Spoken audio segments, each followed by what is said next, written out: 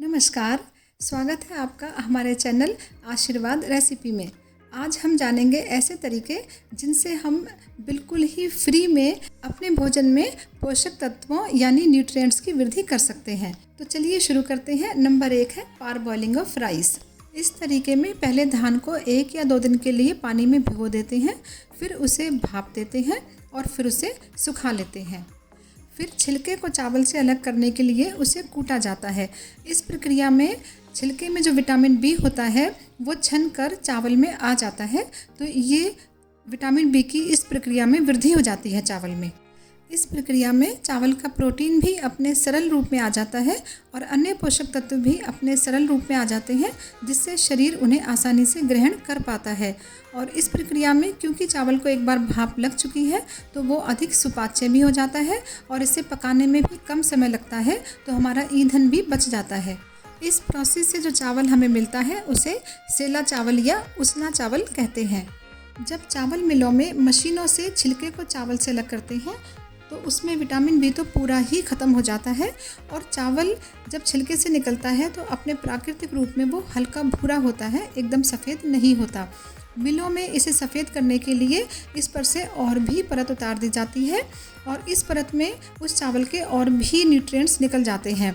फिर उसको और चमकाने के लिए चावल की और भी परत उतार दी जाती है, जिसमें चावल का ऑयल भी निकल जाता है।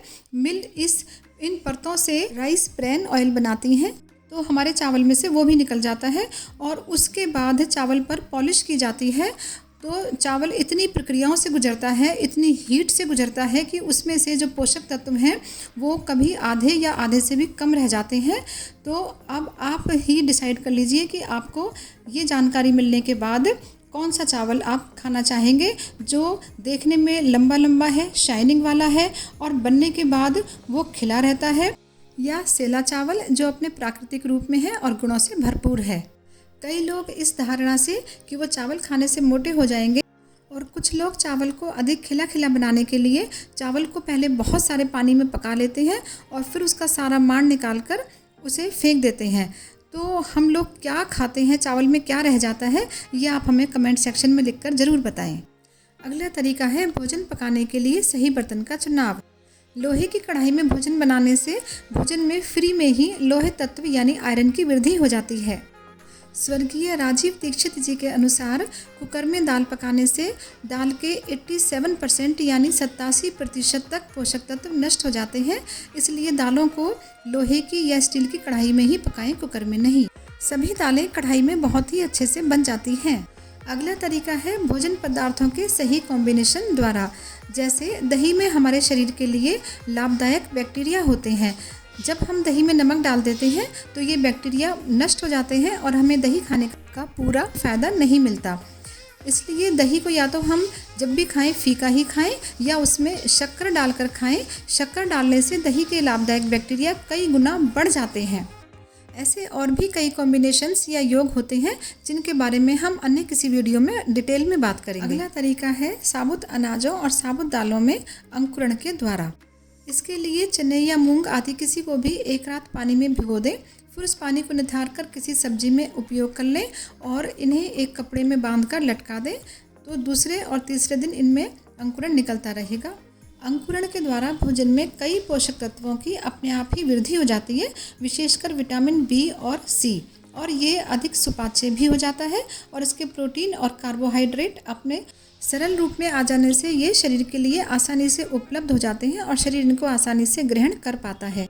आप इन्हें ऐसे भी खा सकते हैं और जैसा आप वीडियो में देख रहे हैं इनकी सलाद भी बना सकते हैं। इसमें भीगी हुई मूंगफली भी मिला सकते हैं और अब इस सलाद में आपको protein, carbohydrate, vitamin, minerals, fibre सभी पोषक तत्व एक साथ मिल जाते हैं।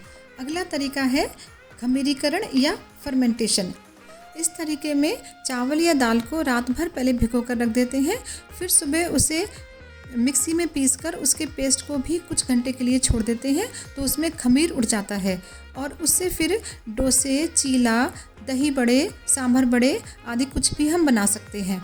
इस पेस्ट को आप चम्मच को एक ही डायरेक्शन में घुमाते हुए 10 से 15 मिनट तक फेंट लेंगे तो आपके दही बड़े या सांभर बड़े बहुत ही सॉफ्ट बनेंगे।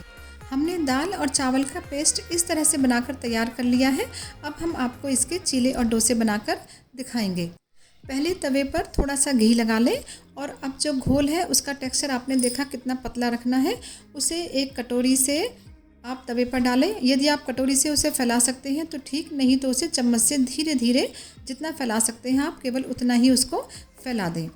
गैस को लो टू मीडियम रखें और इस पर चम्मच से थोड़ा सा घी या तेल इस पर छिड़क दें। अब गैस को मीडियम टू हाई कर लें और जब इसका रंग बदलने लग जाए तो इसे पलट दें। अब आपका प्लेन चीला तैयार है। इसे चटनी के साथ आप गर्मा गर्म खाइए। अब हम एक और चीला बनाते हैं, इसमें कुछ फिलिंग करके। इसमें हमने पनीर की भुजिया की फिलिंग कर दी है। अब आपको इस चीले के लिए किसी शादी ब्याह के इंतज़ार करने की ज़रूरत नहीं है, घर पर ही बनाइए और एंजॉय कीजिए इसका स्वाद चटनी के साथ। आप इसके दही भल्ले भी बना सकते हैं, लेकिन घोल को थोड़ा गाढ़ा रखिए। अब इसी तरह से हम चावल के घोल से भी डोसे बनाएंगे और आपको बताएंगे खमीरीकरण के फ़ायदे।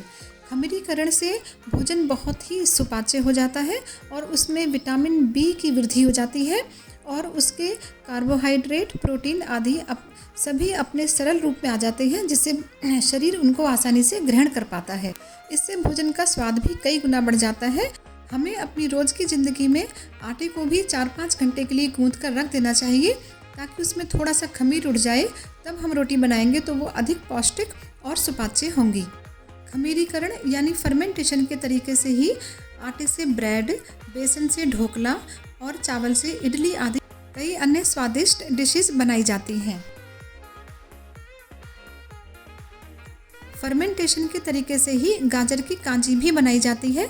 इसके लिए हम गाजर लेकर उन्हें धोकर साफ़ कर लेंगे और फिर उन्हें लंबा लंबा काट लेंगे।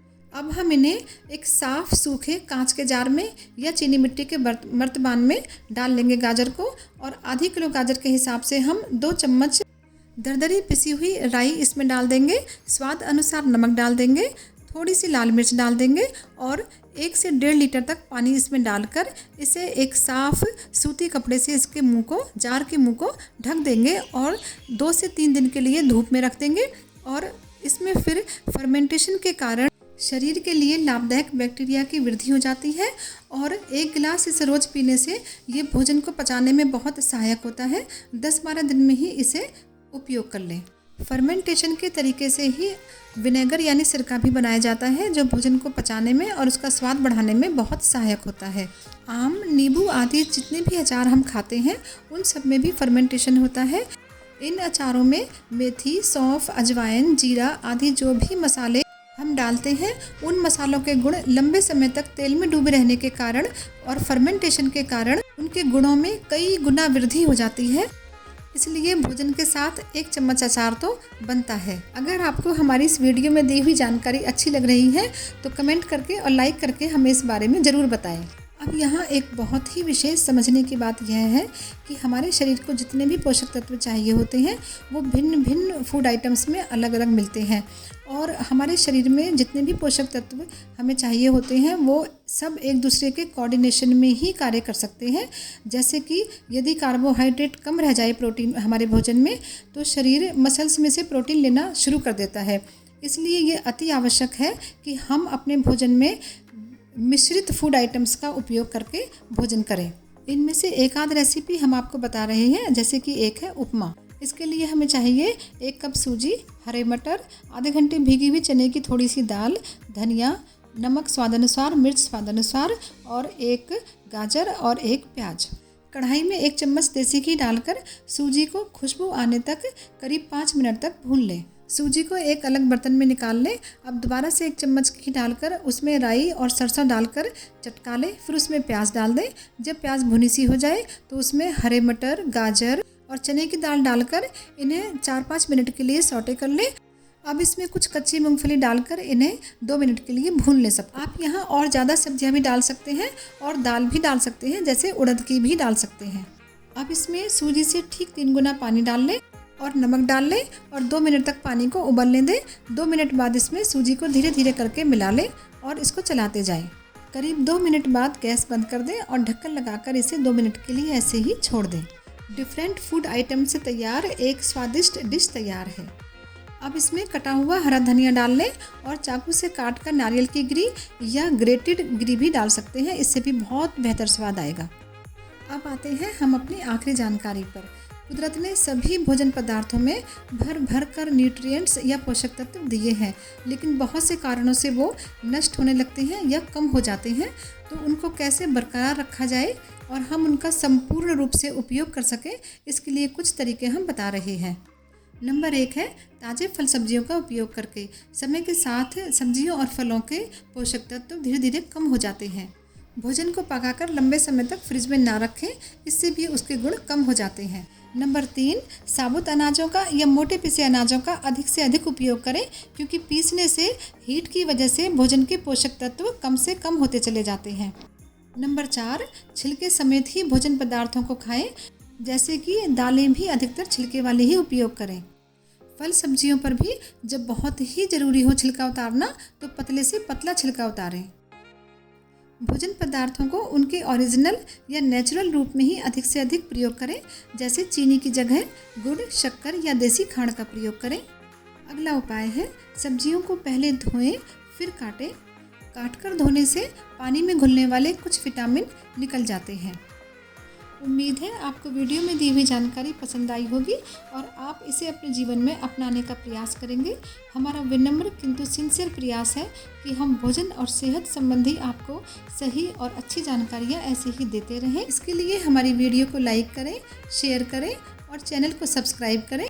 आपका दिन शुभ हो।